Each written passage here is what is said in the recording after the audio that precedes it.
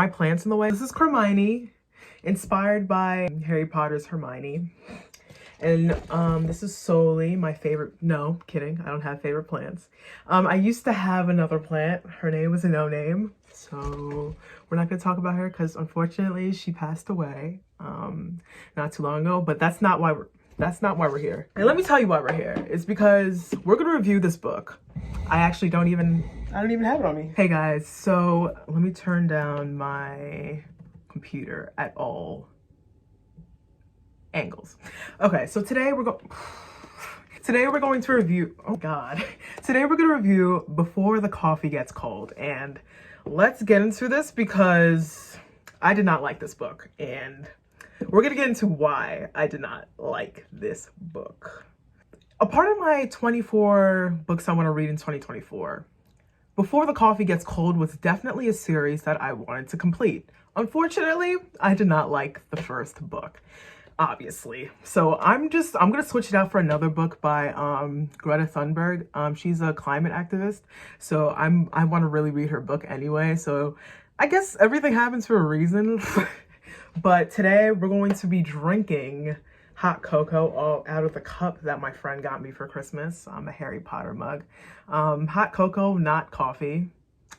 Pretty ironic that I'm not drinking coffee right now. I'll be using my reading journal because after each book I read, I write it in a reading journal. Reading journal is like divided by several sections. So rating, type of book, stuff like that, overall impression. So I have like 6 sections I wanted to discuss today.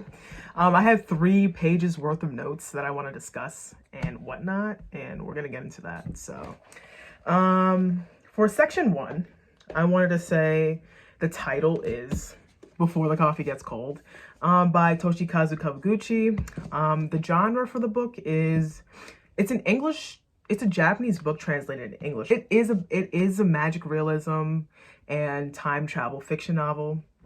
The length of the novel is 274 pages with 4 different sections. This book was recommended by, it wasn't technically recommended because I came in wanting to buy this book anyway.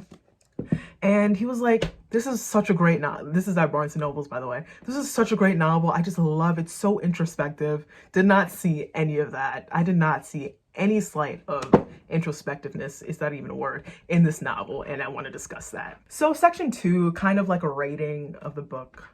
So there's a section that also asks like, what kind of reading is it? So I use a book and an audiobook.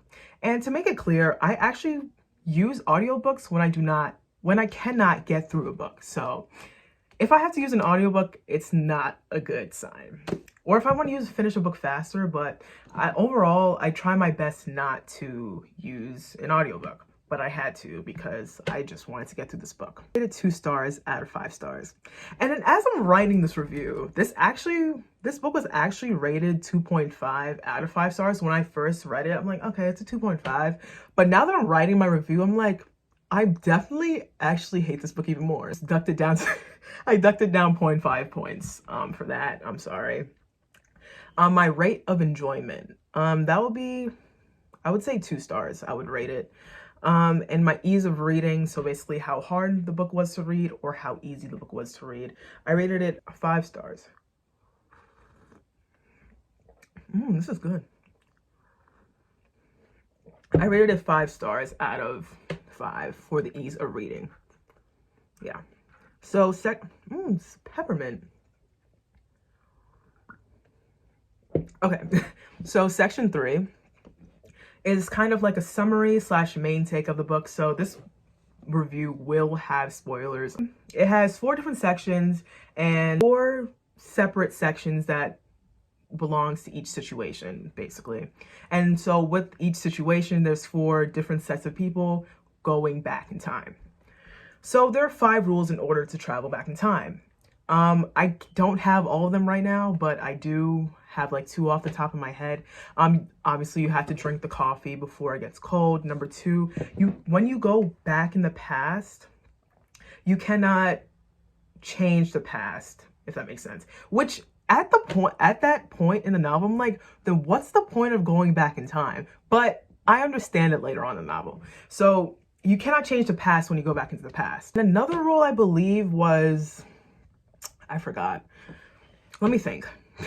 Another rule I think was, oh, you have to go back in time to meet the person that already has been in this coffee shop. So that's another rule. Two people, the person that you're going back in time to see or meet has to be a person that has already entered this same coffee shop. You cannot, oh, another rule, wow, I'm remembering it. Another rule is that you cannot leave the coffee shop and you cannot get up from your seat. I'm going to talk about each section. I'm just going to give you a brief summary of each section. The first section, we have the lovers. So basically we're talking about Fumiko and Goro. These are two characters that this part is about. Fumiko, which is a very unlikable character. I don't know people who like unlikable characters, but I absolutely hate unlikable characters. I feel like secondhand embarrassment for these characters. How she acts with her age corresponding to her maturity level is just very different. That's all I had to say. Fumiko and Goro were co-workers, and they eventually began to date each other. And one day they were in the coffee shop and Goro told Fumiko that he will be leaving and moving away for a different job. Fumiko was very childish, definitely very childish, about the situation within its entirety. So she finds out about this urban legend, which is to travel back in time within this coffee shop, and decides to go back in time to find out that he really left because he felt that he was not good enough for her and left to get better. The thing with this is that he did not get a chance to say that before. And so instead she went back in time to fix her actions and hear him out, basically. Section 2 is husband and wife. So this is with Kotake and Fusagi, I think. Take's husband, Fusagi, has Alzheimer's and he ends up forgetting her. She then finds out that he had a letter that he's been meaning to give to her. So she goes back in time to receive the letter. That's what that section was about. That entire section, that's what it was about. Section 3, I'm kind of breezing through this because like you guys are asking for a review. I'm giving you a summary. So I'm just giving you like a brief thing for each section. The sisters is the third section with Hirai and Kumi. Kumi is a constant visitor for Hirai. They're sisters, by the way. Hirai leaves her family because she did not want to get into the family business and she did not want the business to be passed down to her. So she leaves her younger sister Kumi to run it instead. So with Kumi's visits, she pleads Hirai to come work with her. Hirai believes that she just wants her to come so Kumi can just live her life and move on. So on Kumi's way back home from her last visit, she gets into a car accident, then dies. But Hirai goes back in time to tell Kumi that she'll take on the business with her. And then when she finds out, all along that's all that she wanted, just to be with her sister. That's it. Next we have mother and child, which is the last section. So the so the difference between the last section, section 4, compared to the last 3 sections, this section takes place with somebody traveling forward in time. So we're gonna get into that. So Kei, the mother, has to choose between her and her own daughter. She had a heart disease when she was pregnant. Her condition got worse and both lives cannot coexist. When she knows she's about to die, Kei goes forward in time to have a connection with her daughter. That's really it. We're gonna get into section 4 now. Section 4 was my overall impressions of the book. Whew, let's get into it. Let's get into it. Number one judgment that I have for this book, overall impression, sorry, let's be positive. You feel so far away from the characters. Considering that's in third person, like let's not even think about that. Let's not even consider that. Third person or not, I feel like I had to use binoculars to see these characters. Like, I think this book could have like done a lot better on character analysis, and I can't even give you 5 character traits per character. You just feel so far away from these characters. Like, I have no idea who these characters like. Obviously, I know who I'm reading. I know which character does what, but I do not know about each character, if that makes sense. Yes, we do get 1 or 2 background things about each character, but I feel like this author could have done a lot better with character analysis. Number 2, it was very repetitive.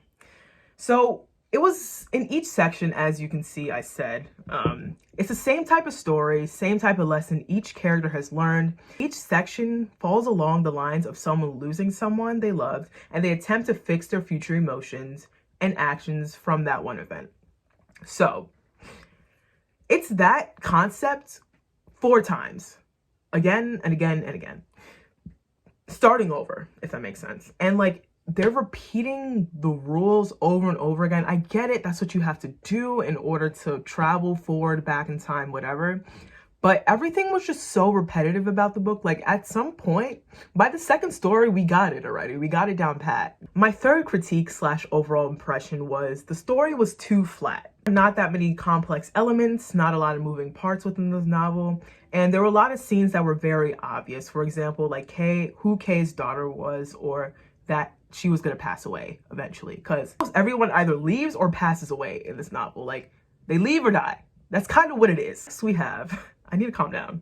My last impression overall of this novel was that, coming from someone that is not big on science, I feel like it could have had a lot of more scientific elements to it. It could have been a lot more interesting to have a more intricate reason of why they would have time traveled, or how they would have time traveled. I'm a Flash fan. I feel like I'm gonna say that in almost every video. I'm a Flash fan, and within that, I just feel like there's just so many things to time travel. Like, you cannot just time travel. Like, you can't just time travel without any like physics and shit. Physics, you know, I don't know, like, make up some gibberish, you know what I'm saying? Like, I don't know, it's just, you don't see why or how they time travel, if that makes sense. Considering that it's magical realism, things happen the way they happen because things are the way they are because they are the way they are. So I guess, but things can still be explained when you have, like, I don't know what I'm trying to say. Like, if we compare it to like Harry Potter, which is another magical realism kind of genre book or whatever, you understand why things happen the way they happen. You know what I mean? I don't know. I don't want to compare books, but come on. This book was just, I personally did not like this book. This book, I understand this book could be for people, but this book was definitely not for me. Section 5, thoughts, questions I had about the novel, and how I would go about writing this novel. So first is with the character Fumiko, the one that I don't like, if you guys remember. Fumiko was one of the first people within the novel, so I see what the author tried to do by bringing her back in the end to ask like certain questions, I guess, to showcase like some kind of connectivity and like connection between everything, but I simply do not think that was gonna work. I just didn't understand why Fumiko had to come back. Like, if no other, I just don't know. I don't know. I personally, if you guys know, I do not understand the significance of that. Now that I really think of it, I don't. Like, I see what the author was trying to do, but I don't know. Next thing I have here is actually a question. I do have several questions for the author or for the book that I never really have answered, or just questions that are just up in the air. So the idea of going back in time to reassure the past. Do we learn more from our mistakes if we were able to go back in time to fix them like they were able to do in the novel, or if we left it with regret? Considering that we can only travel back in time once. So that was one of my questions. That's actually like multiple questions in a question, but that's one question. Next, why can't we find a way to figure out the afterlife while traveling in the future, since we're able to travel in the future? I feel like adding that in the novel would have been amazing, but that's another tip. That's a tip. That's a tip / question. Because, you know, if we found out the afterlife, Kumi's death and Kay's death, yeah. So Kay's death and Kumi's death, if we found that out about the afterlife, how they lived, I think that could make a really, maybe they have that in the next few novels or of the next 3 books. I don't think so, honestly, I really don't. But that's a really good idea. Don't take that idea from me now. Okay, next. Now I have 2 tips to strengthen the novel. My first tip, which I did state before, is having a deeper analysis of the urban legend itself. Instead of having these characters interact with something that they have no idea about, why not make the urban legend a bigger part of the story? So that was my tip 1. My tip number 2 I have is to connect the characters instead of having 4 completely different short stories that had nothing to do with each other. I'm not saying that we shouldn't have 4 different stories either, but it would have been nice if the stories were built off of each other to form like a more complex plot, if that makes sense. Like nothing was connected whatsoever at all. At all. The only thing that we see that is the same throughout these 4 stories is the urban legend. So why didn't we expand more on that? That's kind of what I have to say. And to like say it again, the urban legend is the ability to travel back in time within this cafe, if I did not make it clear. I know I'm making it clear towards the end of the video, but I know, what's the point? So that was my last tip slash thought I had. So section 6, the last section, is the actions I would take after reading this novel and the author's purpose. I actually added the author's purpose to this because, I don't know, I just felt like it. The author's purpose that I had for this was, as these people went back in time, they came back on a more positive note. So I did like that. You know how the characters could not change the past, but they can actually change how they would react and how they act in the future or when they come back. So I guess that's a plus. They appreciate what they had already in front of them. I think the author's purpose of this novel was to demonstrate how we rarely have that second chance to make things right with people. Or it could be that there's always another side to someone's story, as things will always go unsaid. So those are 2 things that I learned from the novel. But isn't it weird to digest that only a singular reaction or interaction that you can have with someone can alter your entire life? That's also like a raising question that I had. So that's it. I really, ooh, the lighting just got bad. Would I continue this novel? And would I continue the last 3 books of the series, or 4? Would you call a trilogy that is not a trilogy but has 4 books? Because it's definitely not a trilogy anymore. Okay. Yeah, that will conclude the video. That will conclude the video for us today, guys. I'm sorry if it came off as negative. I was trying my best to be like as nice as possible and having like the most positive things to say, but I could not. I really couldn't. And I had to be honest with you guys because I did not like this novel. I did not enjoy it. It was enjoyable. Like 2 out of 5 stars was like, you know, okay, but it wasn't. I just don't know. I just did not like it. And I'm glad that people love it. It's like I also picked it out because people loved it. I heard a lot of reviews on it like, wow, this is pretty good. But I guess we just don't really pick out books that like are hyped up like that because no, I did not like it. But I hope you guys liked my deep depth analysis of this book, which was not that deep. It really was not that deep. But thank you guys for watching. I'll see you guys in the next one. I'll see you guys in the next one. My next video is going to be about what I had to read as an English major next semester. So we're going to do that video. But thank you guys for watching. I'll see you guys in the next one. Bye.